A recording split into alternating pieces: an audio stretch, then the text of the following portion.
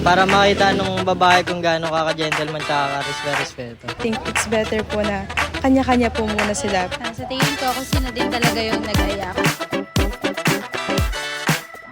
Lalaki po yan. Para makita nung babae kung gaano kaka-gentleman tsaka ka-respeto. Tsaka naman para naman maisip ng babae na hindi lang pera ihabol mo sa kanya. Lalaki po. Dagdag pogi points. Malaki. Syempre sila nagpa-first move. I think KKB po. Kasi usually pag first date naman po, hindi po usually magkakakilala pa yung mga person. So I think it's better po na kanya-kanya po muna sila para po mas makilala yung isa't isa. Base sa sa experience ko naman, kahit gay kami, lalaki pa din ang pwedeng magbayad. Or pwede din naman, give and take sila para walang sa dalawang both side.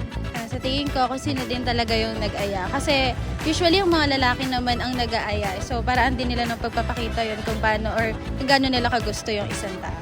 Yun lang.